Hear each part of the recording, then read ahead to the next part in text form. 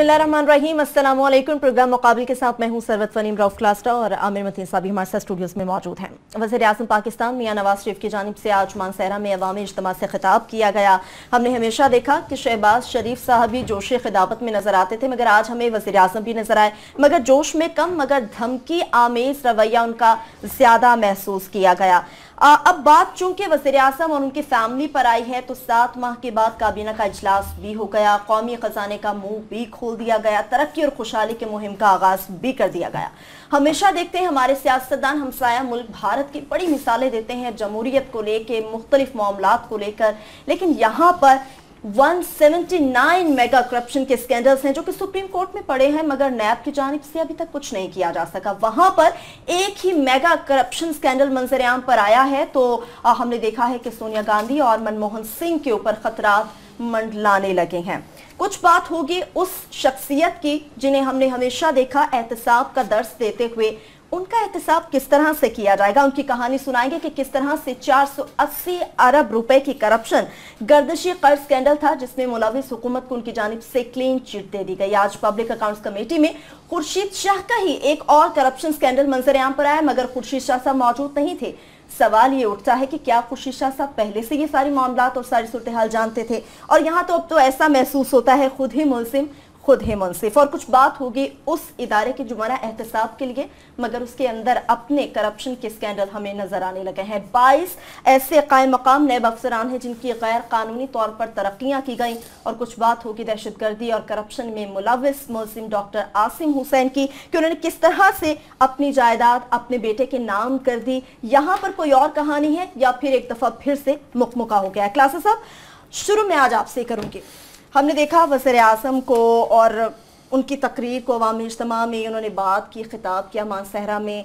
उन्होंने बड़ा अजीब रवैया था, तरक्की की राह में जो हायल होगा अवाम उठाकर उसे बाहर फेंक देंगे, जो भी कदम है सोच समझ कर उठाना। ये इमरान खान के लिए पैगाम था या किसी और के लिए?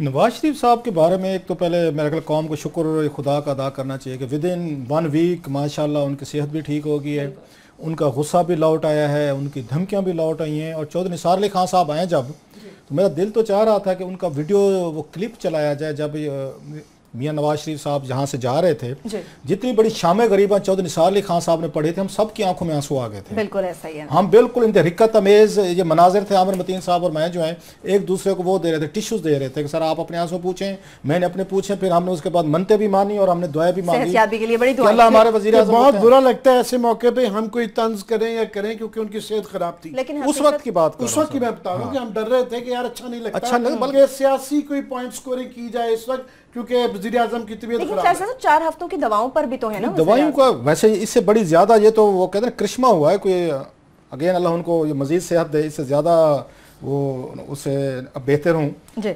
जो चौधरी निसार अली खान साहब ने झूठ बोला है इस कौम के साथ, मतलब इस कौम के साथ, खैर हम भी झूठे हैं मेरा ख्याल है कि इसलिए हमारी बातों में या हमारी कौम के करैक्टर में या चीज़ों में कोई वो नहीं रही, कोई वो कहते हैं बरकत नहीं रही। दिन दिहाड़े झूठ बोला है चौधरी निसार अली खान साहब ने, मादरत के साथ। मेरे बड़े फेवरेट है, मैं तो उनको वज़ीर आज़म बनाने के भी मैं लॉबिंग कर रहा हूँ, मैंने उसके बने। भाई आपको पता है कि आप झूठ बोल रहे हैं और इतने एतमाद के साथ बोल रहे हैं। वज़ीर आज़म साहब के बारे में आपने कहा मॉस्को में रुकना पड़ेगा, दिल की फरियाद शरियान होगी, 2-4 साल पहले एक इनका ऑपरेशन हुआ था, एक वेन कट गई थी, ब्लड, और पूरा एक उन्होंने मेडिकल डॉक्टर की तरह उनकी हालत बयान करी और हमारे ऊपर रिक्कत तारी हो गई। मॉस्को में रुक कर पूरी कौम उस पर परेशान हो गई कि डॉक्टर ने मना किया लंबा ट्रैवल नहीं करना। और मियाँ साहब तो जो ही वहाँ उतरे हैं लंदन में, और जो उनके इर्द गिर्द क्राउड खड़ा था, सहाफी थे, मियाँ साहब तो पहचाने नहीं जा रहे थे कि वो कहते हैं जैसे बंदा अपने घर वापस आ जाए। उन्होंने जिस तरह वहाँ इमरान खान की क्लास ली, दीगर की ली, तो उसी वक्त ही साबित हो गया था कि चौधरी साहब जो है निसार अली खान साहब, वो सबको मामू बना के फिर एक दफा पत्री गली से निकल गए हैं कि जनाब के ये देखें कि उनकी तबीयत ठीक है, चलें वो ठीक हो गए। अब जिस तरह के जलसे जुलूसों में उन्होंने, आज मैंने देखा है उनका वहाँ पे एक मानसहरा में वहाँ जलसा हुआ, एक बहावलपुर पहुंचे हुए थे शहबाज शरीफ साहब, दोनों भाइयों ने बड़ा अपने अपने अंदाज में क्लास ली है। वो इस तरह ऐलान करते हैं मियाँ साहब को जो चाहिए ले लो, मतलब है जैसे वो जेब से दे रहे होंगे, हमने आपके लिए अरबों चाहिए, खरबों चाहिए। जेब से तो शायद ये मेरा ख्याल 10 रुपए भी किसी को देने को तैयार नहीं होंगे। ये कौम का पैसा है, ये टैक्स पेयर का पैसा है। ऐसे एक्ट ना करें लोगों के आगे कि आप कोई चैरिटी आपने यहाँ पे उसके बोरियों के मुंह खोल दिए हैं ये बोरियों का मुंह खोलते और आपने कहा जी कि ये तो हमारा वो भी नहीं है, हम हमारी हुकूमत भी नहीं है, लेकिन हम भी यहाँ पे आके फिर काम करते हैं। हुजूर पंजाब तशरीफ ले जाएं, आप जिला उसमें लिया तशरीफ ले जाएं, जरा उसके बाद आप मुजफ्फरगढ़ चले जाएं, राजनपुर चले जाएं, आप जरा सादकाबाद चले जाएं, इधर चकवाल को देख लें, खुशाब देख लें, सरगोद, ये जरा इन इलाकों का देख लें जहां पे आपकी हुकूमत है। और बकौल आमिर मतीन साहब को कि रणजीत सिंह के बाद सबसे ज्यादा हुकूमत आपने की है पंजाब पे, आप वहां मंसारा के लोगों को जरूर दें, तो लेकिन जिन्होंने आपको वोट दिए हैं जरा उनको भी देखें। एक चीज मुझे आवाम को दाद देनी चाहिए, हमसे तो तवक्को रखती है आवाम के मीडिया जो है वो फैक्ट सामने लाए, गलत लोगों को एक्सपोज करे, लेकिन आप जरा मुलाहिजा फरमाएं आज के बाद क्या मॉरल एक वैल्यू रह जाती है कि दुनिया भर के लोगों ने जब ये जलसों में लोगों को देखा होगा कि एक तरफ वहां पे लोग निकलते हैं, आइसलैंड में आते हैं, प्राइम मिनिस्टर से आके इस्तीफा ले लेते हैं, करते हैं, 1.5 लाख बंदा वहां पे लंदन में आते हैं, मुजहरे ले लेता है। यहाँ पे लोगों को हमने कितना गुलाम बना के रखा हुआ है। उनके नजदीक वजीर आजम के बच्चों के अरबों रुपए की प्रॉपर्टीज बहर होना ये कोई खबर ही नहीं है, ये कोई स्कैंडल ही नहीं है, कोई मामला ही नहीं उनके लिए, मामला ही नहीं है। फिर भी हजारों लोग आएंगे, तालियां भी बजाएंगे, उन सब नारे भी आप उनसे मरवाएंगे और दुनिया को शो करेंगे कि देखें कि मैं जो कुछ भी करूं, पनामा लीक्स में मेरा नाम आ जाए, मैं इश्तिहारात छपवाऊं, वहां शहबाज शरीफ साहब की गुफ्तगू से नहीं। सो अवाम जो है मेरा ख्याल इसी तरह के हुक्मरानों को शायद ये डिजर्व भी करते हैं, इसलिए इन्हें पता है कि शोर मचाते रहें, आप करप्शन की बात करें, इंसाफ की बात करें, आप होले दिन पोप का इनको एक्ट दें, इनको मोरालिटी सिखाने की कोशिश करें। मेरा ख्याल है आज जो मैंने देखा है इस मुल्क को भी मजीद 1-2 साल 100-200 साल इन्हें चाहिए कि हम उस मोरालिटी के लेवल पे जाएं कि जहां लोग इनको सुनने से इनकार कर दें, लोग इनके जलसों में ना जाएं, लोग इनको कहें पहले जाएं क्लियर होके हैं। और पहले जो हमारी जो बात कल उन्होंने राजा परवेज अशरफ साहब ने की थी, अगरचे राजा साहब के मुंह से सुनकर जरा अजीब सा लगता है कि जनाब प्राइम मिनिस्टर साहब आप हमारे मुल्क को बदनाम कर रहे हैं, ये राजा परवेज अशरफ साहब ने कहा है, लेकिन पाकिस्तान के लोगों के लिए मेरा ख्याल बिजनेस एज यूजुअल वही बात है। क्लासेस साहब, अभी मेरा आधा सवाल ऐसा है जिसका जवाब आपने नहीं दिया, वो भी मैं यकीनन आपसे लेकर ही रहूंगी। और कल मेरा आमिर मतीन साहब आपसे इख्तिलाफ इसी बात पर हुआ था कि हमारी आवाम के अंदर आपने बात की कि टीवी के जरिए मीडिया बड़ी आगाही फराहम कर रहा, शऊर आ गया। अभी क्लासेस साहब ने भी बात की जिस तरह से कि अवाम के सामने कोई स्कैंडल ही नहीं है, कोई बड़ी बात ही नहीं है, बहुत बड़ी तादाद में इनके जलसे जुलूसों में अवाम का समंदर नजर आता है। और आज भी हमने देखा मानसरा में कितनी बड़ी तादाद में वहां पर अवाम मौजूद थी। यहां पर बात हो रही है तरक्की और खुशहाली की मुहिम का आगाज वज़ीर आज़म ने कर दिया। ये तरक्की और खुशहाली पहले क्यों ना याद आई? मीडिया पर बड़े बड़े इश्तिहारात हम देख रहे हैं, पेपर्स के अंदर बड़े बड़े इश्तिहारात आ रहे हैं, बड़ी मुहिम चला रहे हैं ये लोग अपनी। तो ये तो कौमी खजाना है, ये तो अवाम का पैसा है, अपनी जेब से लगाए ना। फिर ये बिल्कुल आपने जो आखिर में बात की है ना, पैसे ये जो अरबों रुपए के इश्तिहारात दिए जा रहे हैं और ये सारा पैनामा लीक्स के हवाले से है कि उसके अंदर जो है ये खबर आ गई है कि प्राइम मिनिस्टर जी उनसे गलती हो गई है और ट्विस्ट ये है कि उनका तो नाम ही नहीं था और उन्होंने मान लिया। इसके ऊपर इश्तिहारात हैं। दूसरी तरफ से जाहिर है अपोजिशन कह रही है, हमारे जैसे लोग भी कह रहे हैं कि नहीं जनाब, और इवन के ICIJ वाले भी जो इदारा है सहाफ़ियों का इंटरनेशनल जो उसने ये लीक किया है वो भी ये कह रहे हैं जनाब हमने ये नहीं कहा था, हमने पहले भी कहा था कि इनडायरेक्टली क्योंकि उनके बच्चे हैं उनके नाम हैं। मगर यहाँ कोई लॉजिकली नहीं, ये बड़ा संजीदा मामला है जिसमें अदालतों में डिस्कस होना है, जिसके लिए TORs पे बात हो रही है, पार्लियामान में जाएगा और अभी ये सिर्फ दुम है, अभी इसका हाथ ही आना है। तो मुझे ये इतना मज़े खेज बना दिया गया है कि वो विक्ट्री के निशान बनने, और आज प्राइम मिनिस्टर भी कह रहे थे कि देखा साबित हो गया, कैबिनेट के अंदर वो मुबारकबाद सुनाई, सिर्फ यही दी गई है कि प्राइम मिनिस्टर हम विंडिकेट हो गए और हमारा शुक्र है ये दुश्मनों के अंजाम पहुंच गया, पता नहीं क्या क्या क्या। वो इतना मज़े खेज बना के, तो मुझे यकीन करें वो याद आ रहा था कि वो 80s की दिहाई के अंदर वो एक जानू जर्मन का मुलाकड़ा होता था। जानू जर्मन की बात क्या मेरे पास एक छोटा सा क्लिप है, अपनी आवाम को वो ना दिखा दें। अच्छा, वो क्लिप है तो वो अच्छा कि आपने निकाल लिया। जानू जर्मन का बैकग्राउंड ये था कि एक साहब आ गए हैं जो कि जानू जर्मनी से, और वो कहते हैं जनाब ये बड़ा पढ़ा लिखा है, क्लिप दिखा लेते हैं, ये क्लिप दिखा लें। उसके बाद उसके अंदर मुकाबला दो एक पढ़े लिखे का एक जाहिल का हो रहा है और कैसे उसका फैसला होता है। तो यहाँ भी वही हो रहा है, वो क्लिप दिखा दें। बिल्कुल, ये जानू जर्मन मुलाकड़ा का एक छोटा सा क्लिप हमारे पास है, पहले चाहेंगे कि आवाम वो देख लें, उस पर बात करेंगे फिर। That I should drink a glass of milk,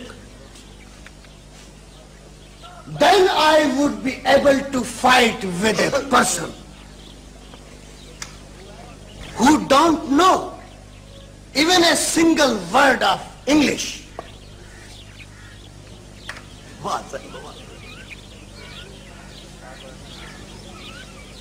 So please, why don't you excuse me on this occasion. वाह साहब बाबा, वाह साहब बाबा। That's all. हमारी बोली के 3 अक्षर रमजान, गिलास, आई 100 के बोले। हाँ, जानू जर्मन ने अंग्रेजी बोली में हमारी बोली का एक भी अक्षर नहीं बोला। इसका मतलब ये हुआ कि ये मलाखड़ा जानू जर्मन ने बड़ा दिलचस्प ये क्लिप था जानू जर्मन के मलाखड़े का।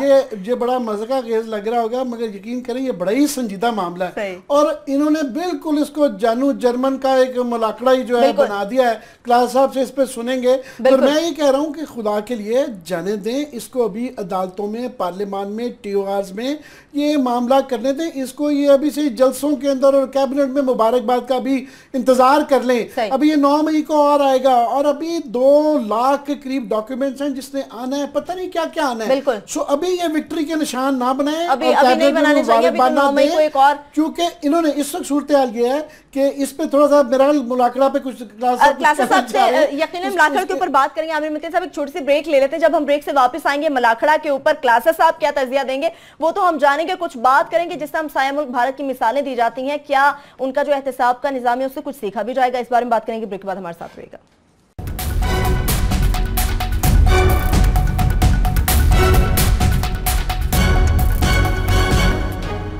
ब्रेक के बाद एक बार फिर से आपको प्रोग्राम में खुशामदीद कहेंगे। क्लासेस साहब, ब्रेक पर जाने से पहले हमने जानू जर्मन के मलाखड़े का एक बड़ा दिलचस्प क्लिप अपनी आवाम को दिखाया है। इस वक्त जो मुल्की सूरत हाल है, क्या कहा जा सकता है कि पनामा लीक्स अब जानू जर्मन का मलाखड़ा बन चुका है? बिल्कुल, आपने ये सही इसको सम अप किया है। बेसिकली जो 80s के लोग हैं वो PTV के इस ड्रामे से वाकिफ़ होंगे। हम खुद देखते रहे, बड़े शौक से ये देखते रहे थे। और जो यूसुफ साहब थे, बड़े एक खूबसूरत अदाकार थे। इनकी डेथ हो गई थी, कराची से इनका तल्लुक़ था। इसमें दिखाया गया है कि कैसे एक सीरियस सिचुएशन को मुज़ीका खेज़ अंदाज में आपने कैसे जीतना है। अब वहाँ पे मुकाबला होता है, एक उनका लोकल है जो जानू जर्मन वहाँ से आया, एक और पार्टी, एक को अंग्रेजी आती है, दूसरे को नहीं आती। अब पूरा गाँव इकट्ठा है जिसको पूरे गाँव को अंग्रेजी नहीं आती, ये ज़हन में रखें। अब उसके बाद अंग्रेजी का मुकाबला होता है, तो वो बैठ के जो हारने वाली पार्टी है, जो लोकल जो हैं, ऑफ कोर्स उन्हें नहीं आती क्योंकि अंग्रेजी नहीं आती, लेकिन उनका उम्मीदवार जो है 1 2 3 4 गिलास जो आम हम यूज करते हैं वो अपनी जबान में यूज करते हैं। तो देहाती ये समझते हैं मेरे जैसे कि इसको अंग्रेजी ज्यादा आती है। ये जो जानू जर्मन साहब आए हुए हैं तो इनको अंग्रेजी नहीं आती, जो कि हालांकि अंग्रेजी में बात कर रहे हैं। और जो ही वहां पे खत्म होता है तो उसके जो हामी हैं वो आपने देखा होगा, उसके बाद तबले पे उठ गए, खड़े हो गए, झुमरे शुरू हो गई, उनके विक्ट्री का निशान हो गया कि हमारा उम्मीदवार जीत गया। जो आमिर साहब बात कह रहे थे कि ये क्लिप हमने इसलिए दिखाया कि जानू जर्मन का मुलाखड़ा बन गया है कि खुद ही जज बन गए, खुद ही इंसाफ कर लिया, खुद ही इन्होंने एक अपनी मर्जी की खबर लगवा ली है, उसके फिर इन्होंने इश्तिहारात कटवा के अखबारात में छपवा दिए, फिर आज जाके उन्होंने वहां पे मैनसेरा में विक्ट्री का निशान भी बना दिया है। और उसी तरह जैसे उनके हामी ने उठाया हुआ था उनको कि जीत गए जी आप। तो यही जो इन्होंने जानू जर्मन वाला मुलाखड़े की इसको शक्ल दे दी है ना पनामा लीक्स को, ये फैसला जलसों में नहीं होना, ये अखबारों के इश्तिहारात में फैसला नहीं होना, ये आपकी कैबिनेट के मेंबरान ने फैसला नहीं करना, आपके इर्द गिर्द बैठे हुए क्रोनीज ने आकर फैसला नहीं करना, इसका फैसला किसी और जगह पे होना है। और मेरे 2-4 सवालात हैं मियां साहब से कि जो मजाक इन्होंने बना लिया कौम मुल्क के साथ, के खुद ही उन्होंने खबर लगवा दी, बड़ी लीडें भी छप गई, खुद ही अगले दिन इश्तिहारात भी छपवा दिए, खुद नारे लगा के। मेरा सवाल 1-2 शहबाज शरीफ साहब से और नवाज शरीफ साहब से बड़े सीरियस हैं। वो ये है कि क्या मियां नवाज शरीफ साहब ऑन ओथ ये बात कहने को तैयार हैं कि जब 1993-94 में मरियम नवाज साहबा ने, हसन नवाज ने, हुसैन नवाज ने ऑफशोर कंपनीज बनाई, कि इनके नॉलेज में था कि नहीं था?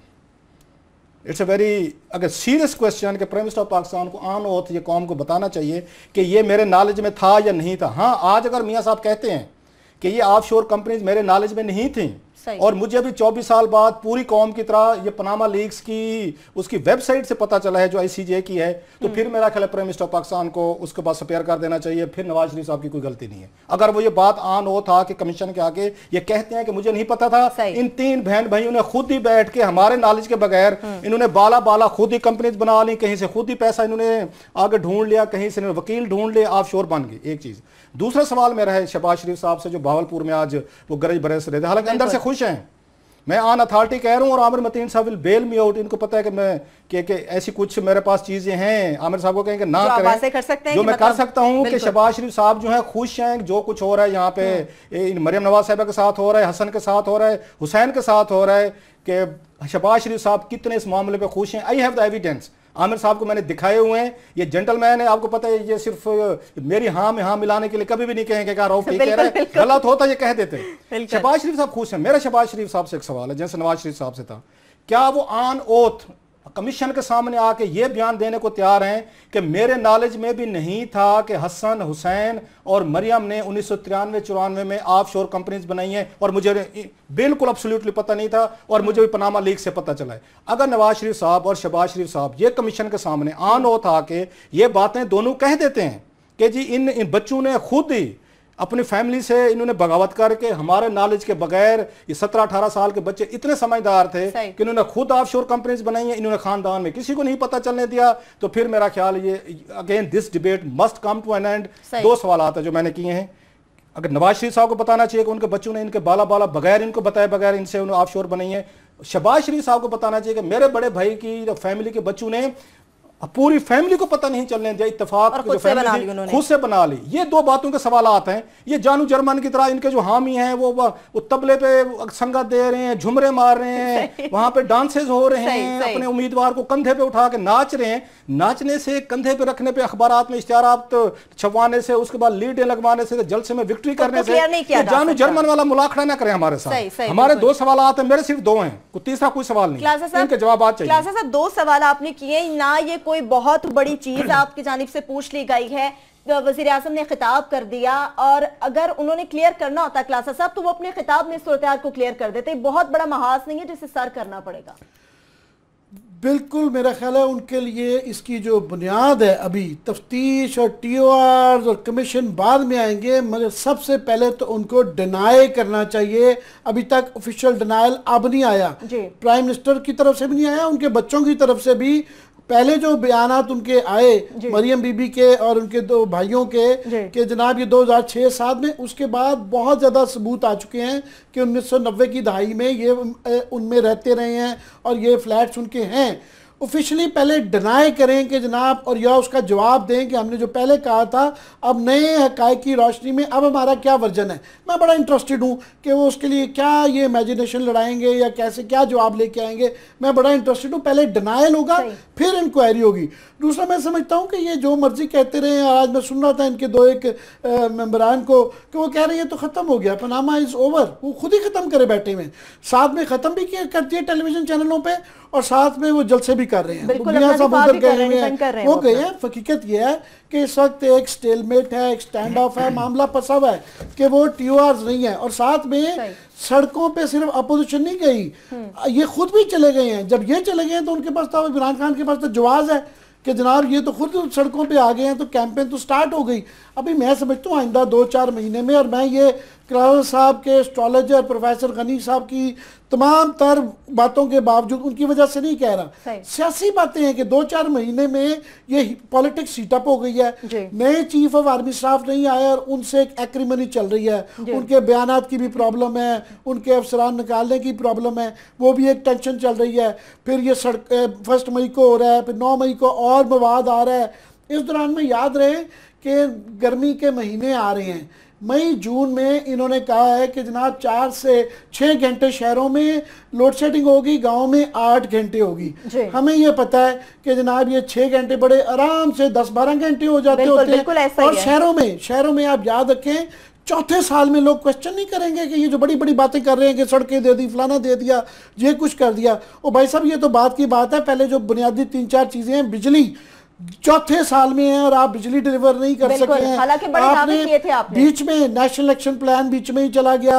उसके बाद इकोनॉमी, ये पैसे जो इनको जो दे रहे हैं सड़कों वड़कों, भाई आप अपनी एक्सपोर्ट सीधी कर लें, आप इन्वेस्टमेंट सीधी कर लें, बेरोजगारी सीधी कर लें, बुनियादी मसाइल हल करें, तो फिर ये किया जाएगा। तो ये मैं समझता हूँ इनकी जो स्ट्रेटेजी है या इनके मशीरान जो इनको मशवरे दे रहे हैं कि आप सड़कों में जाके इसकी लड़ाई करें, ये इससे अगर ये सब चीजों से बच भी जाए ना तो मेरा ख्याल है 2018 के इलेक्शनों में ये मौजूदा हुकूमत शायद समझती है कि सड़कें और पुल बनाकर ही अवाम के दिल जीते जा सकते हैं, बुनियादी मसाइल पर तवज्जो देनी होगी। क्लासा साहब, हम हमेशा हमसाया ममालिक की बात करते हैं, हम हमेशा बड़ी बड़ी बातें करते हैं, बड़ी बड़ी मिसालें देते हैं और खुद अपने आप को सामने रखते हैं। हमने देखा भारत में एहतसाब के निजाम की अगर हम बात करें, उनका एक मेगा करप्शन स्कैंडल सामने आया तो वहां पर सब पर खतरात के बादल लमटाने लगे हैं। यहां पर हमारे 179 मेगा करप्शन स्कैंडल जो सुप्रीम कोर्ट में पड़े हैं, मगर हमारा एहतसाब का इदारा कुछ नहीं कर पाया।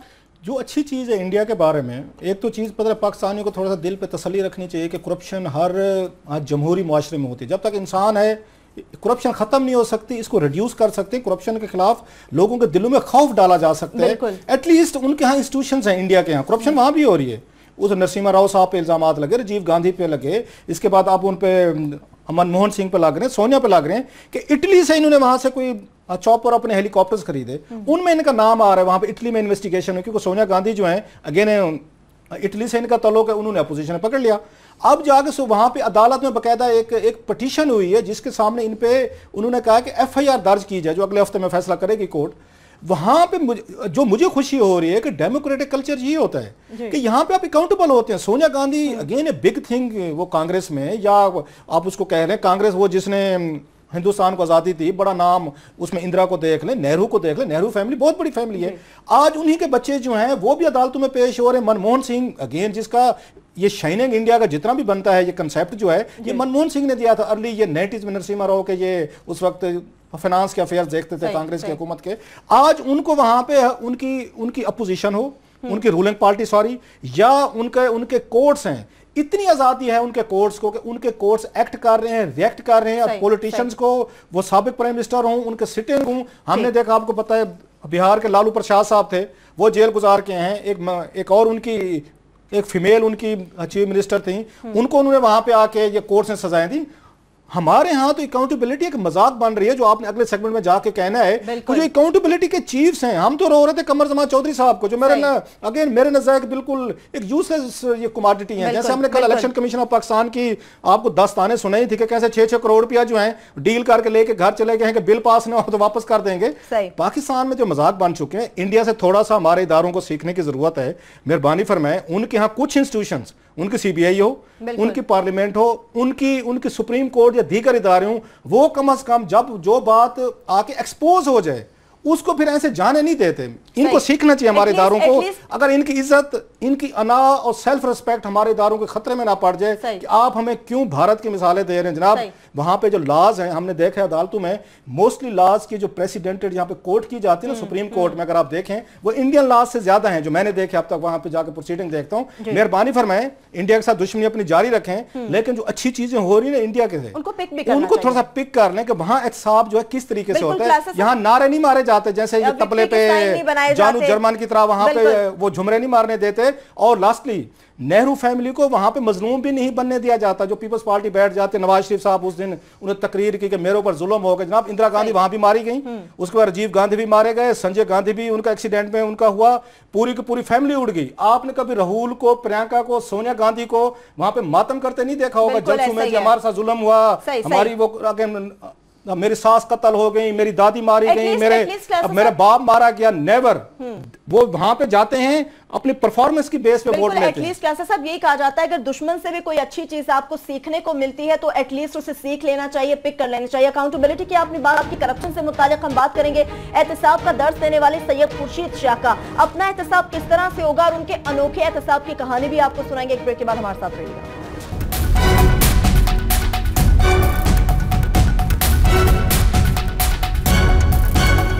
ब्रेक के बाद एक बार फिर से आपको खुशामदीद कहेंगे। क्लासा साहब, खुर्शीद शाह साहब के अनोखे एहतसाब की कहानी हम चाह रहे हैं कि सुना दी जाए। 480 अरब रुपए की गर्दशी कर्ज स्कैंडल में जिन्होंने हुकूमत को क्लीन चिट दे दी, वज़ीर आज़म का एहतसाब का तो मुतालिबा कर रहे हैं, तो पहले हुकूमत के इस मामले पर तो इंसाफ नहीं कर सके, अब यहाँ पर वज़ीर आज़म का एहतसाब किस तरह से कर पाएंगे? एक तो पहले मैं बता दूं कि मुझे याद आया कि उनको क्रेडिट देना चाहिए। ये जो ड्रामा जिसका मैं सिंधी प्ले का भी जिक्र किया था, जो उर्दू में बाद में हुआ था जी, ये जो उस पर जानू जर्मन का वो ड्रामा था, ये अब्दुल कादिर जुनैजो साहब ने लिखा था। बड़ा खूबसूरत वो राइटर है, सिंधी ज़बान में बड़े खूबसूरत प्ले लिखी अब्दुल कादिर जुनैजो साहब ने।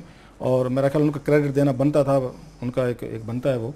अब मैं आता हूँ इस पे, ये जो आपने बात की है, अंदर खाते देखें कि ये कैसे एक दूसरे को बैठ के बेल आउट कर रहे हैं। बिल्कुल, ये वो ऑडिट रिपोर्ट है जिसकी बुनियाद पर अख्तर बुलंद राना को अपनी नौकरी से हाथ धोने पड़े थे। बिल्कुल, इन लोगों को एहसास नहीं है, जो हमारे यहाँ कहते हैं कि लोग स्टैंड नहीं लेते, लोग स्टैंड लेते हैं फिर उनके साथ खड़ा कोई इदारा खड़ा कोई नहीं होता। ये वो रिपोर्ट थी जो मैं आपको दिखा रहा हूं, जिसके बाद इसाक डार साहब ने हुक्म दिया था कि हर सूरत में अख्तर बुलंद राना को डिसमिस किया जाए, इसको निकाला जाए। बिल्कुल, इस रिपोर्ट में जो डार साहब ने हुक्म एक शहीद दिया था 27 नवंबर 2013 को, अभी इनको फाइनेंस मिनिस्टर बने हुए 2 हफ्ते नहीं हुए थे, इन्होंने कहा था कि 480 बिलियन जो है ये फौरी तौर पर पेमेंट कीजिए आईपीपीज को, बगैर उनका प्री ऑडिट किए, बगैर बिल्स की वेरिफिकेशन कराए आप अदायगी कर दें। इन्होंने स्टेट बैंक को कहा, इसाक डार साहब ने, और विद इन 1 डे, एक दिन में इन्होंने तमाम जितनी आईपीपीज थी इनको 480 बिलियन ये रुपए जो हैं ये ट्रांसफर किए। वैसे बाद में उन्होंने कहा कि 340 या 41 बिलियन एग्जैक्ट ट्रांसफर हुए विद इन 1 आवर, एक इन्होंने घंटे में डार साहब ने कराए। इन्होंने लेटर लिखा था अख्तर बुलंद राना साहब ने गवर्नर स्टेट बैंक को, जब ये खबर बाहर निकली, उन्होंने कहा जनाब जब तक इसका प्री ऑडिट नहीं होता, बिल्स की वेरिफिकेशन नहीं होती, 341 $3.5 बिलियन की अमाउंट है, आपने बगैर बिल्स वेरिफिकेशन कराया किसके कितने यूनिट्स बनते थे, कितने खरीदे गए, कितनी बिजली आपने उनसे खरीदी, कितनी लोगों को बेची, लोगों से बिल्स कितने वापस लिए और इसका बैलेंस कैसे बनता है। उन्होंने जनाब लेटर लिखा, साथ में उनकी उन्होंने आगे इंक्वायरी शुरू कर दी कि आपने 30,000 रुपए तनख्वाह बढ़ाई है। सही, बिल्कुल, ये कल भी आपने डिस्कस किया, 30,000 रुपए आप तनख्वाह बढ़ाई है। अख्तर बुलंद राना को सलाम पेश करना चाहिए, जैसे भी होंगे उन पर 100 इतराज़ात दीगर भी लगते रहते हैं। वो शेर का बच्चा राना था, राजपूत था, डट गया, उसने कहा जी मैं तो इसका ऑडिट करूंगा जो आपने पेमेंट की है। ये उसका नतीजा निकला। उन्होंने ऑडिट जाते जाते जो उनका कमाल था, एक ऑडिट रिपोर्ट उनकी वो निकाल के गए, राना असद में उनको बरतरफ करवाया गया। लंबी कहानी हम उस पर बता चुके हैं। उनको ना सुप्रीम कोर्ट से उनको रिलीफ मिल सका, ना उनको पीएससी ने दिया, पीएससी तो दुश्मन हो गई थी। अब ये रिपोर्ट जो है, राना असद अमीन साहब जो हैं, जो पहले उसमें जॉब करते थे, इसाक डार साहब के मुलाजिम थे, वहां पे फाइनेंस मिनिस्ट्री में 3 साल थे, काम कर रहे थे, खुद भी उन पे 2-4 ऑडिट पै रहे हैं करप्शन की वजह से। ऑडिटर जनाब पाकिस्तान पे भी करप्शन के चार्जेस हैं सर, एक्सीलेंसी, ये मुल्क इदारे चल रहे हैं। उन्होंने इस रिपोर्ट को दबाने की कोशिश की और आपको याद होगा अमर मतीन साहब, हम अपने प्रोग्राम में ये ऑडिट रिपोर्ट पहली दफा ब्रेक की थी हमने कि ये लेके इसमें 190 अरब रुपए की करप्शन आइडेंटिफाई की। ऑडिटर जनाब पाकिस्तान ने, हमने नहीं की, डॉक्यूमेंट्स के साथ।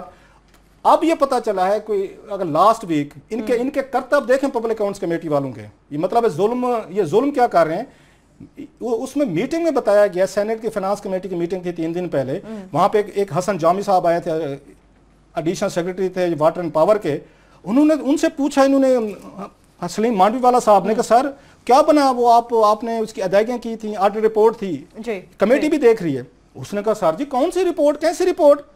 उसने कहा जनाब ये ऑडिट रिपोर्ट आई थी, मीडिया इस पे चीख रहा है, स्टोरीज आ रही हैं। हसन जामी साहब ने फरमाया, उसने कहा जनाब हमें खुर्शीद शाह ने, पब्लिक अकाउंट्स कैबिनेट ने क्लीन चिट दे दी है, ये सारी की सारी ऑडिट रिपोर्ट खुर्शीद शाह ने सेटल कर दी है। 190 अरब रुपए की ज्यादा अदायगियां की गई थी, 190 $2 अरब बनता है। यानी खुर्शीद शाह साहब ने बेज़ाब्तगी जो थी वो नजरअंदाज की और क्लीन चिट दे दी, खत्म। ये मैं उसको कोट कर रहा हूँ। हसन जामी जो है इनका एडिशनल सेक्रेटरी जो है, नासिर जामी या हसन जामी सामान, उसने वहां कमेटी में बताया, आई वाज प्रेजेंट थे यार, हमारे रिपोर्टर है, हमारे साथ ही होते, इमरान मगराना वहां मौजूद थे, बाकी मीडिया था। सवाल ये पैदा होता है कि इतनी बड़ी उसने दाव पे नौकरी लगाई, उसने अख्तर बुलंद राना ने, इतनी बड़ी एक ऑडिटर जनरल की पोस्ट थी, 30,000 रुपए का इल्जाम लेकर उसको डिसमिस करवाया, आपने जलील उसको अलहदा करवाया, 100 झूठे इल्जामात लगाए। उसने इस कौम के लिए उसने कहा $3.5 बिलियन की अदायगी हुई 1 घंटे में। उसमें से वो कहता है कि $2 बिलियन की उनको अदायगियां गलत की गई हैं। आपने उस पर इजलास करने की बजाय, उस पर इनको बुलाने की बजाय, एक एक पैरे को बैठ के देखने की बजाय आपने सब कमेटी के जरिए इसको आपने सेटल कर दिया। सो खुर्शीद शाह साहब जो हैं और पीपल्स पार्टी जो है, अल्लाह के फजल से नवाज लीग के साथ पूरे तरीके से मिले हैं और मादरत के साथ पीटीआई वाले नाराज हो जाएंगे। इनके दोस्त हैं शफकत महमूद साहब भी नाराज हो जाएंगे। शफकत महमूद साहब भी मेंबर हैं इसके सर, उन्होंने भी इस पे खत लिखे थे। आरिफ अलवी साहब भी उसमें थे। आरिफ अलवी साहब मेरा ख्याल उस दिन कमेटी मीटिंग में नहीं है। शफकत साहब वैसे बहुत कम जाते हैं। बाकी नवाज लीग और पीपल्स पार्टी ने मिलकर ये सारी रिपोर्ट जो है उठा के डस्टबिन में फेंकी है। अब मुझे बताया जाए, जो आमिर साहब से पूछें, इसके बाद कौन सा अफसर, कौन सा महकमा, जो हम रोते रहते हैं यहाँ पे ऑफिसर स्टैंड नहीं लेते, महकमे नहीं खड़े, कौन इनके खिलाफ स्टैंड ले। इतनी बड़ी एफर्ट के बाद, इतनी बड़ी लड़ाई के बाद एक रिपोर्ट इनके सामने जाती है और वहां पे 20 MNAs बैठे हैं, इस रिपोर्ट को पढ़ते नहीं है। 2 पैरे बता दूं, कि इन्होंने IPPs ने जुर्माना किया था हुकूमत पाकिस्तान में 32 अरब रुपए का, इन्होंने वो भी पेमेंट की, हालांकि $3.5 अरब की पेमेंट हो रही थी, अब डील करते। और जो हुकूमत पाकिस्तान का जुर्माना था 22 अरब, अपना जुर्माना इन्होंने माफ किया, हुकूमत पाकिस्तान ने उनका जुर्माना पे किया। सही, इससे कोई बड़ा फ्रॉड नहीं हो सकता जो इन्होंने किया है। बाकी खुर्शीद शाह साहब की ये ड्रामेबाजी की इजाजत से ये मजाक ही बन गया है कि नून लीग के जो MNA मिनिस्टर हजरात हर दूसरे प्रोग्राम में कहते हैं हमारी गवर्नमेंट का एक स्कैंडल बताएं। भाई साहब हम तो अभी हैं, मगर ये पहला इन्होंने आके जब ये आए थे पहला काम इन्होंने ये किया था कि इन्होंने ये सर्कुलर डेट के उसमें ये तकरीबन $5 बिलियन 500 अरब रुपया तकरीबन जो है ना इन्होंने ये कंपनियों को वापस दे दिया था सारा। उसके बाद हमारा ये स्कैंडल नहीं था। बड़ी बात है, रेयरली पाकिस्तान में किसी ने हौसला किया तो ये ऑडिट रिपोर्ट आ गई कि जनाब ये जो आपने पेमेंट बगैर ऑडिट के भेज दिया 190 अरब रुपए की बेज़ाब्तगी है। और भी उसकी बड़ी तफसीलात है जिसकी उसमें नहीं जा रहे, जो उसमें पिन पॉइंट की गई थी। और ये कोई तरीका नहीं था कि ये PSC, मैं समझता हूँ अदालत में किसी को जाना चाहिए, शायद ऑलरेडी लोग हैं कि ये PSC इस तरीके से इसको गायब कर देती थी। हमारा ख्याल था कि इसकी वजह से कुछ अदारों की इज्जत थोड़ी सी है ना वो बच गई है। बात यह है कि ये एक ऐसा मुकमका हुआ है और इसके सेंट्रल पीसेस में कौन था, वकार मसूद साहब, ये उनके दौर में हुई। और याद रहे कि मेरा ये शक है कि इन्हीं वकार मसूद साहब पे पिछली गवर्नमेंट का पीपल्स पार्टी के 120 अरब रुपए ऑयल कंपनीज को वो भी बगैर ऑडिट के 220 अरब रुपया बगैर ऑडिट के इसी तरह स्टेट बैंक से दिलवा दिया गया था। एक केस उन्होंने इनका माफ कर दिया, इन्होंने उनका माफ कर दिया। ये क्लासिकल मुकमका जिसे कहते हैं वो हो गया। मगर बात यह है कि ये सारा सिस्टम जो हम बार बार कहते रहते हैं रिग हो गया, और ये अभी इंडिया की मिसालें दे रहे थे, पर वहां कम से कम अदलिया, CBI, इलेक्शन कमीशन कुछ इदारे बच गए हैं। यहाँ पे इन्होंने चुन चुन के जो रेगुलेटरी है, चाहे वो ऑडिटर जनरल हो, चाहे वो अकाउंटेंट जनरल हो, चाहे वो पैमरा हो, जो भी रेगुलेटरी बॉडी है, उनके तमाम चीज को ये इत्तेफाक नहीं है कि जलील और रुस्वा करके सबको निकाला गया है। छोटी सी ब्रेक ले लें, उसके बाद हम बात करते रहेंगे कि ये इन्हेताब नैब में और बाकी उस इदारों में किस तरह जा रहे हैं। बिल्कुल, छोटी सी ब्रेक लेते हैं, वापस आएंगे जब ये भी बात करेंगे कि सियासतदान एक दूसरे की करप्शन पर कब तक पर्दा डालेंगे, और खुर्शीद शाह की मुबैना करप्शन का जो स्कैंडल आज पब्लिक अकाउंट्स कमेटी के सामने आया है उस पर बात करेंगे। उसके बाद हमारे साथ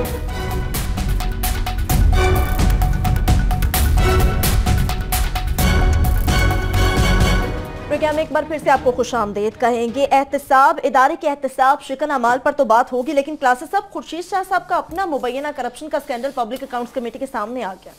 खुर्शीद शाह साहब जिस स्टेज पे आ चुके हैं उनके नज़दीक करप्शन जो है वो मैटर नहीं करती। माजरत के साथ ज़ाती तौर पर वो अच्छे इंसान होकर तकरीर भी कभी कभार अच्छी कर लेते हैं, वो इस काम के लिए फिट नहीं थे। पब्लिक अकाउंट्स कमेटी का चेयरमैन एक अच्छे, ईमानदार और होलियर दैन पोप जैसे बंदे को होना चाहिए, जिसका अपना घर एक पाई की भी करप्शन। वो चौधरी निसार अली खान साहब ने उनकी पूरी तफसील पूरी कौम को बताई थी। वो हमें ना मुतमिन करें, जैसे नवाज शरीफ साहब मजमू में जाके आए, अवाम को मुतमिन करने की कोशिश कर रहे हैं, खजानों के बकौल उनके जैसे जेब से वो पैसे दे रहे हूँ, वो खजानों का वो जो है ना जेबें वो खोल रहे हैं।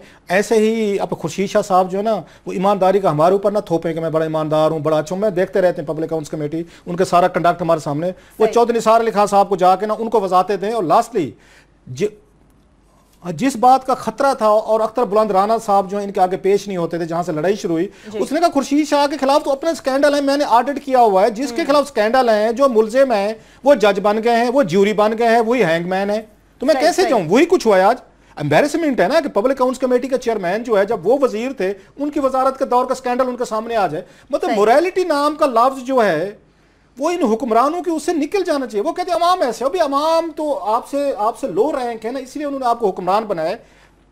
अवाम की मोरालिटी से बेहतर मोरालिटी हुक्मरानों की होनी चाहिए। मुझे ये बताया, अगर मेरे हुक्मरान को जो मेरे ऊपर रूल करता है उसकी मोरालिटी मुझसे कम है, तो ये हक उसको कैसे मिल सकता है मुझे रूल करे? हाँ, उसके मॉरल मुझसे हाई होंगे, फिर उसके बाद मुझे रूल करे। अगर वो भी अवाम जैसा है तो फिर वो हमारे साथ आके बैठे, तशरीफ करें, टॉक शोज में बैठ के कोई गप्पे लगाएं। सब ये कहा जा सकता है खुद ही मुल्जिम खुद ही मुनसिफ। आमिर मतीन साहब, जब करप्शन की बात आती है, अकाउंटेबिलिटी की भी बात आती है, अकाउंटेबिलिटी के लिए नैब का इदारा मौजूद है एहतसाब करने के लिए, लेकिन हम चाह रहे हैं कि एहतसाब शिकन जो अमाल है उनसे पर्दा आप उठाएं। वो हम तो बहुत ज्यादा फोकस करते हैं कि करप्शन का, और कई दफ़ा अभी थैंक्स टू पैनामा लीक्स के पूरे मुल्क का फोकस ठीक हो गया और सारा कौम इस तरफ लग गई है। पर हमारा ये हमेशा से फोकस और महवर प्रोग्राम्स का रहा है कि इदारों पे बात करें कि ये किस तरह मफलूज हो गए हैं, किस तरह रिग्ड हो गए हैं। और सबसे इंपॉर्टेंट जो आ जाता है वो घूम फिर के ज़ाहिर है नैब आता है। और ये हम पहले काफ़ी प्रोग्राम इस चीज़ पे कर चुके हैं कि वहाँ टोटली जो कमरुज़्ज़मान चौधरी साहब हैं, इन्होंने, इनके जाने का टाइम हो गया है, इनको खुद छोड़ देना चाहिए। मगर ये मैं कोई अपने इल्ज़ाम नहीं लगा रहा, अब ये ऑडिट की डायरेक्टोरेट और ऑडिट की ये रिपोर्ट आ गई है, ये सारे उन बातों की निशानदेही कर रही है। प्रोड्यूसर साहब मेरे हाल अभी दिखाएंगे वो नाम जिसका हम बताते रहते थे कि इन्होंने कैसे रिक की हुई है। इन्होंने 21वें ग्रेड में 20वें ग्रेड के तमाम अफसरान रखे हुए हैं जो कि एक्टिंग चार्ज पे हैं। एक्टिंग चार्ज पे जब एक डीजी होता है तो वो एग्जैक्टली उसको पता है कि मेरी छुट्टी हो जाएगी अगर मैं रिपोर्ट आपकी मर्जी। सो हर तफ्तीश अपनी मर्जी से करवानी, तफ्तीश अगर गलती से उससे सही हो जाए तो उसको बाद में तब्दील कराना, जिस तरह के डॉक्टर आसिम का केस, फलाना केस, हम वो सारे करते रहते हैं। उसके बाद उससे आगे इन्होंने एग्जेक्टिव कमेटी बनाई हुई है। फॉर एग्जाम्पल अगर बहुत कोई गलती से ईमानदार आदमी करते करते वो रिपोर्ट फाइनल भी हो जाए, किसी के खिलाफ आ जाए, तो वो फिर एग्जेक्टिव कमेटी में भी तमाम इस तरह के लोग रखे हुए हैं जो इरेगुलर हैं, एक्टिंग चार्ज पे हैं, इलीगली अपॉइंटेड हैं। तो ये वो है, ये हमने ऑडिट की रिपोर्ट, अब वो जो हम बातें करते रहते थे अब वो फाइनली ऑडिट में भी आ गई है, जिसके अंदर पहले तो 18वें ग्रेड के वो बताए हुए हैं कि जनाब क्या क्या इरेगुलरिटीज हैं। 18 बंदे 18वें 19वें ग्रेड में जो कि इरेगुलरली अपॉइंटेड हैं। इस तरह ही 19 वालों की लिस्ट आ जाती है। पर क्योंकि सबसे इंपॉर्टेंट डीजी होते हैं तो इसमें डीजीओ के पूरियों के नाम हैं, जिसमें कि सिराजुद नईम है, फिर मुसद्दक अब्बासी साहब हैं, फिर सुबह सादिक साहब हैं जो कि अब नहीं वहाँ रहे। और याद रहिए वो सुबह सादिक साहब वही हैं जो कि एक हबीब रफीक कंपनी और मलिक रियाज के अगेंस्ट पेश होते थे। सडनली फिर जब वो रिटायर हुए तो वो उनके बिहाफ पे पेश हुए सुप्रीम कोर्ट पे, जिसमें चीफ जस्टिस का भी कहना पड़ गया कि आप खुद शर्म करें कि आप कल तक इनके खिलाफ प्रोसिक्यूट कर रहे थे, आज इनकी डिफेंस में आ गए हैं। तो ये वही सिलसिला अभी भी चल रहा है। और इस तरह शहजाद अनवर भट्टी और वो लिस्ट है। ये तमाम अमाल इस वक्त जो नैब के हालात हैं कि मुल्क में इस वक्त करप्शन का इशू चलता रहता है और हम कह रहे हैं कि जनाब रिफॉर्म करें, ठीक करें, घूम फिर के नैब पे आती है। तो नैब का तो ये अंदरूनी हाल है कि उनकी, मैं नहीं कह रहा, ये आप नहीं कह रहे, ये ऑडिट की रिपोर्ट है। ऑडिट की रिपोर्टों का भी कोई वैल्यू नहीं रहेगी। नहीं, मैं आपसे डिफर करता हूँ। ऑडिट से पहले ये स्टोरी लाए थे, ऑडिट ने जो चीजें हमने ब्रेक की थी उनको कंफर्म कर रहे हैं। वैसे ऑडिट की रिपोर्ट तो अब आ रही है ना। ये सेनेट ऑफ पाकिस्तान में सईद गनी के एक सवाल के जवाब में, सेनेटर सईद गनी साहब के सवाल में 2 महीने पहले वहां पे इन्होंने खुद नैब ने बताया कि कौन से लोगों को हमने एक्टिंग चार्ज दिए हुए हैं। सईद गनी साहब बड़ा अच्छा काम करते रहते हैं सेनेट में, जो पीपल्स पार्टी के। ये स्टोरी हमने पहले की हुई है। अब हम जो कह रहे हैं कि नया एंगल क्या है कि जो हमने डॉक्यूमेंट्स चीजें दिखाई, सेनेट में भी आई, हम भी चीजें लेके, ऑडिटर जनरल पाकिस्तान भी वही चीजें हैं उनको आके आइडेंटिफाई करके कंफर्म कर रहे हैं हमारी स्टोरीज को, हमारी उन फाइंडिंग को। लेकिन बात मैंने इसमें तफसीलात नहीं बताई कि वक्त थोड़ा है, मगर इसके अंदर सिर्फ ये नहीं कि उनकी अपॉइंटमेंट रेगुलर है, उनको मोनेटाइजेशन अलाउंस इलीगल मिल रहे हैं, लूट मची हुई है, पैसा दबा के वो कमा रहे हैं तमाम गैर कानूनी तौर पे। मगर वहां पे कोई भी जू नहीं रिंग रही। और भी अभी भी वो लोग हैं, वो जाने से पहले वो चाह रहे हैं कि ये सारी जो वो 170-80 केसेस हैं इंशाल्लाह उन सबको लॉन्ड्री की चिट लगा के और एक एक केस के पीछे क्या कुछ बनाया जा रहा है, इस तक बनाया जा रहा है वो हम पता है, आजकल बन रहा है। और वो उन्होंने मौजूदा एक रीशफल की है। तमाम लोग 1-2 अगर रह भी गए थे काम के, उनको किसी को मुल्तान भेज दिया, किसी को फैसलाबाद, मिला जुला के इस वक्त जारी है वो लॉन्ड्री मशीन। कोई ना कोई पहले खुदा के लिए उस मशीन को रोक ले, जरा उसको चेक कर ले कि उसमें से निकल क्या रहा है। बिल्कुल मुख्तसर क्लासेस साहब आपसे भी जानना चाहेंगे, हमारे लिए कहना ये शायद बजा होगा कि निहायत शर्म की बात है, हमारे मुल्क में अकाउंटेबिलिटी का एक इदारा है, उसके अंदर खुद इतनी करप्शन है, तो उसका एहतसाब कौन करेगा? वो तो सुन लिया है जिन्होंने एहतसाब करना था, खुर्शीद शाह साहब, उनके अपने दौर का स्कैंडल उनके सामने आ गए, उसके बाद तो वैसे बंदे को छोड़ देना चाहिए था। एक और देख लें, चलो ये तो हमारे सियासी इदारे हैं। डॉक्टर आसिम हुसैन साहब की आज मैं खबर देख रहा था, शायद अरशद शरीफ साहब ने ये ब्रेक की है जी, बिल्कुल। उसमें बताया गया कि डॉक्टर आसिम ने एक अपना पावर ऑफ अटॉर्नी बेटे को जो कनाडा में रहता है उसको एम्बेसी में जाके पावर ऑफ अटॉर्नी दे के हैं कि तमाम जो मेरे बहर के कारोबार हैं वो तुम हैंडल करो, भेज दो। सही। एक मुलजिम को जिस पे टेररिज्म के चार्जेस हैं, 460 अरब का उस पे इल्जाम नैब का लगा हुआ है, रेफरेंस बन गया है रेंजर्स के पास, उसको कैसे और किसने अलाउ किया? बिल्कुल भाई सवाल तो ये पूछना चाहिए था डॉक्टर आसिम से कि तुमने बैरून मुल्क अपनी जायदाद कैसे बना लिए, आप उल्टा उसको हेल्प कर रहे हैं। इसका मतलब कहीं ना कहीं पे पीपल्स पार्टी को एस्टैब्लिशमेंट की सुलह सफाई हो गई है। वो पुराना खेल फिर आपने शुरू कर दिया, लूटी हुई रकम वापस नहीं लाई छोड़ देंगे। छोटा स्कैंडल है, बड़ा स्कैंडल ये है कि डॉक्टर आसिम को जो स्टोरी ब्रेक हुई है उसको एम्बेसी लेके गए हैं, उसके डॉक्यूमेंट्स हम दिखा रहे हैं। उसने पावर ऑफ अटॉर्नी अपने बेटे को बैरून मुल्क उसने वहां कनाडा लिख के दी है कि तुम हमारी बैरून मुल्क मैंने जायदाद यहां से लूट मार करके बनाई है, तुम उसको बेचो, इधर उधर कर दो। और हमारी सरकारी एजेंसीज हैं जिनकी तहवील में है, उन्होंने उनको आके मदद की है। जो लोग अभी समझते हैं ना कि शायद एस्टैब्लिशमेंट जो है वो कहीं इंसाफ करेगी, कोई बड़े बड़े मगरमच्छ पड़ेगी, तो बड़े बड़े मगरमच्छों को प्रोटोकॉल के साथ, बड़े एस्कॉर्ट के साथ एम्बेसी ले जाते हैं। वहां पे वो अपने बेटे को पावर ऑफ अटॉर्नी देते हैं कि जितना माल मैंने बैरून मुल्क कमाया है बेटा जी यहां से बेच के, तुम उस पर मजे करो, उसको बेचो, पार्क करो और उसको साफ करो। ये उससे बड़ा स्कैंडल है। इसका मतलब ये है कि अगर कल को पकड़े भी जाते हैं तो वहां कोई जायदाद रह ही नहीं गई होगी निकलवाने के लिए। कि लूटी हुई रकम वापस आने का कोई इम्कान नहीं। इसके साथ ही प्रोग्राम अपने इख्तिताम को पहुंचता। अपना बहुत सा ख्याल रखिए। खुदा हाफिज़।